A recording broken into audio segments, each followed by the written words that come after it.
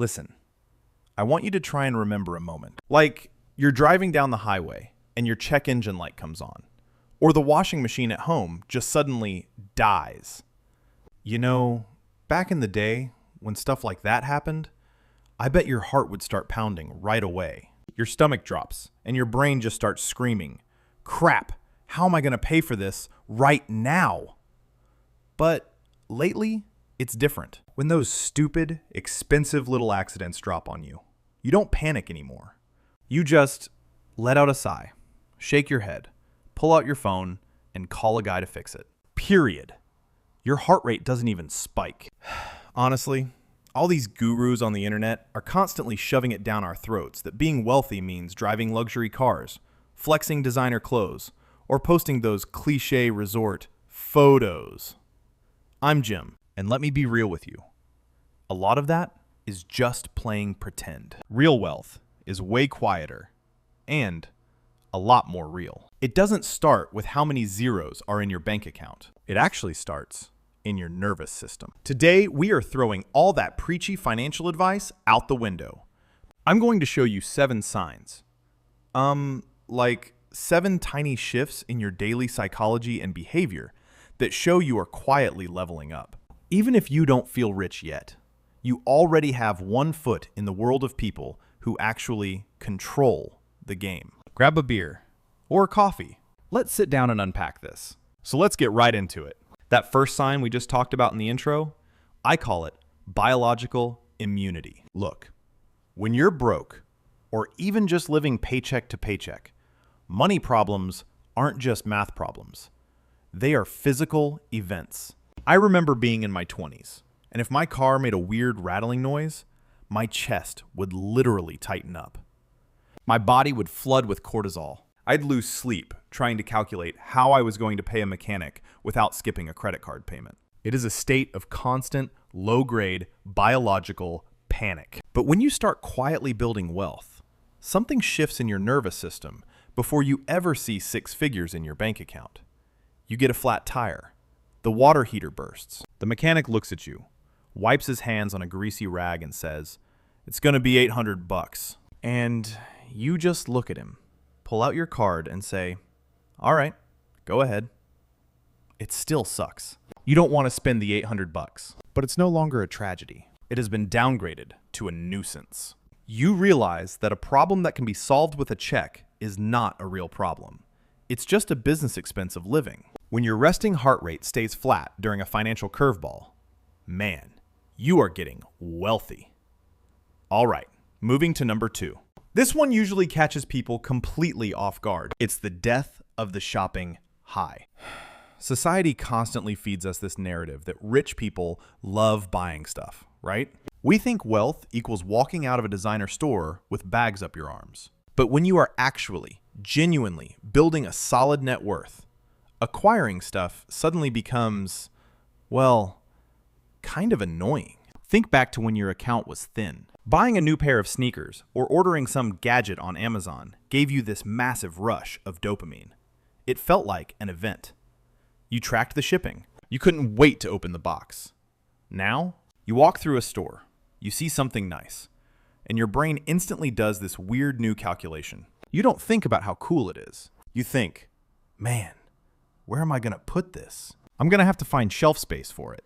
I'm going to have to clean it. If I move, I have to pack it in a box. Eventually, I'm going to have to figure out how to throw it away. You stop seeing a prize, and you start seeing a maintenance tax. You realize that every physical object you own actually owns a little piece of your mental real estate. You stop chasing that cheap high of bringing crap into your house because you value your empty space more than the thrill of unboxing something. Which leads us right into sign number 3. You stop hunting for the ultimate deal to protect your cognitive bandwidth. We have all been there. You want to buy a new blender, or maybe book a hotel room. So what do? You stay up until 1 a.m. You have 16 different browser tabs open. You're cross-referencing reviews, looking for promo codes, trying to figure out if you can stack a coupon to save like $14. When you start leveling up financially, you realize how absolutely insane that is. And it's not because you're suddenly arrogant or you're throwing money away. It's because you realize your brain only has a limited amount of energy, cognitive bandwidth, to make good decisions every single day. If you spend 3 hours trying to save 14 bucks, you just work for less than $5 an hour. You start happily paying the full, reasonable price for things just to end the transaction in 3 seconds. You buy it, you close the laptop, and you move on with your life. You are literally using your money to buy back your mental energy and your time. That is a massive flex that nobody talks about. Okay, number 4.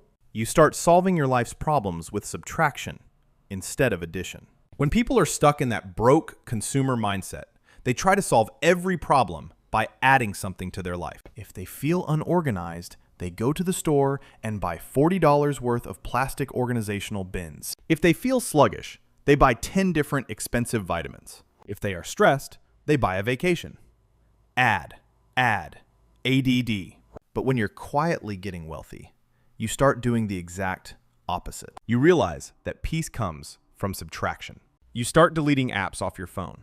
You take 3 trash bags full of clothes you never wear, and you dump them at Goodwill. And it's not just stuff either. It's people. You quietly start distancing yourself from that toxic friend group that only wants to go out, blow $100 on overpriced drinks every Friday night, and complain about their bosses. Your life gets physically emptier. Fewer commitments, fewer objects, fewer superficial friendships. But the quality of what remains? It gets incredibly deep. You realize you don't need to add more to your life to feel rich. You just need to remove the garbage that's distracting you.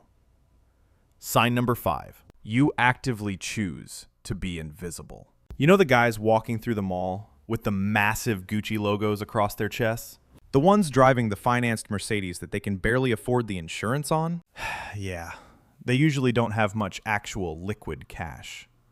When you start accumulating real, heavy assets, the absolute last thing you want is for anyone to know about it. You want the plain, unmarked t-shirt. You want the reliable, slightly boring 5-year-old Toyota. You camouflage yourself. Why? Because looking rich comes with a massive, exhausting expectation tax. If people know you have money, the dynamics change immediately. Relatives start coming out of the woodwork, asking for bridge loans for their terrible business ideas. Friends subtly expect you to pick up the check at dinner. Your neighbors judge you if your lawn isn't perfectly manicured. You realize that flexing is a trap designed to keep you broke. You use your money to buy peace, privacy, and the right to be completely ignored by society. You don't need their validation anymore because you can log into your brokerage account and validate yourself. All right, number 6. You become completely 100% immune to shortcuts. This is a big psychological pivot. Picture this. You're at work or at a family barbecue, and your buddy comes in losing his absolute mind. He's hyping up some crypto coin he bought that just 10x'd overnight. Or maybe some guy on TikTok is screaming about how he made $1 million drop shipping cheap junk from overseas in 3 weeks. In the past, that would have triggered you, right? You would feel this intense FOMO, the fear of missing out. You'd think, damn, I'm falling behind. I need to get in on this. But now, you just kind of smirk. You sip your beer and you don't feel a single ounce of jealousy. Nothing. Because you have finally accepted the brutal, unsexy truth about money. Real wealth building is incredibly slow, mechanical, and honestly, it's boring. And the crazy part is, you actually fall in love with the boredom. You like the predictability of money automatically hitting your index funds on the 1st and 15th of every single month. You like watching the dividend reinvestment slowly tick up. You let the gamblers play their exhausting, stressful games, sweating over charts at 3 a.m. You don't need to gamble because you are quietly buying pieces of the casino. You trade the anxiety of the jackpot for the certainty of the math. And finally, number 7. This one is my favorite, and it is the ultimate flex. The privilege to disappoint people. Back in the day, when you had no financial cushion, you were probably a people pleaser. You had to be. You went to destination weddings you couldn't afford for people you barely even liked, just to keep up appearances. You took on extra weekend projects because you were terrified your boss would get mad and fire you. You said yes to every social obligation because you needed the network. You needed the favor.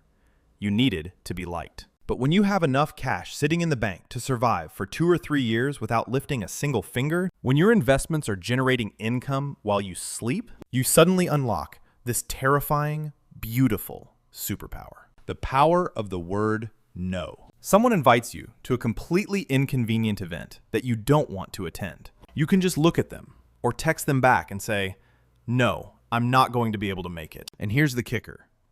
You don't offer a 10-minute apology. You don't make up some fake excuse about feeling sick or having family in town.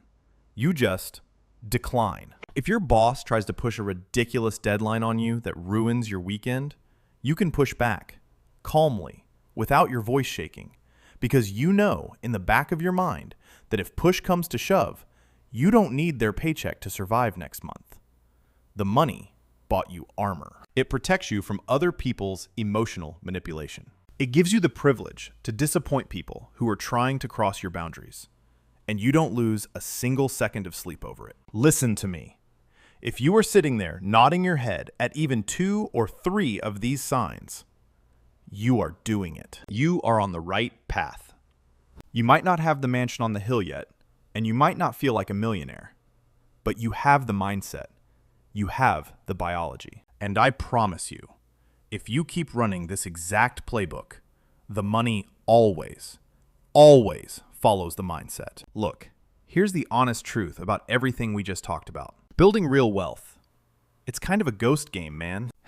It is a very lonely process. There are no cheering crowds. There is no confetti dropping from the ceiling when you fully fund your emergency account. In fact, most of the time, the people around you are going to think you're actually moving backward. Your coworkers are going to wonder why a guy making your kind of money is still bringing leftovers to work in a Tupperware container. Your broke friends are going to call you boring because you don't want to go out and blow $300 at the club this weekend. They'll look at your 5-year-old car and think, "Man, Jim must be struggling right now." Let them think it. Let them think you're broke, because while they are drowning in credit card debt, suffocating under that expectation tax, and lying awake at 2 a.m. trying to figure out how to pay for the lifestyle they're projecting, you are going to be sleeping like a baby. You aren't buying luxury brands.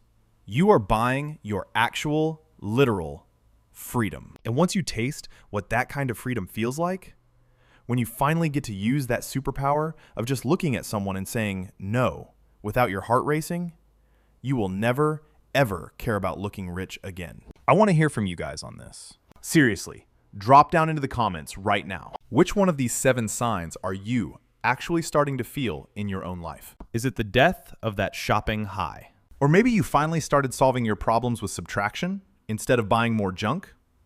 Put it in the comments. I read almost all of them, and I love seeing the moment you guys realize you're actually winning the game. And look, if this video made you feel a little less crazy today, do me a favor and hit that like button. It tells the YouTube algorithm that we are officially done with the fake wealth garbage, and we're ready for the real thing. If you want to keep breaking down the psychology of money with me, the actual, ugly, honest side of it, hit subscribe. I'm Jim. Keep it quiet, keep building. And I'll catch you guys in the next one.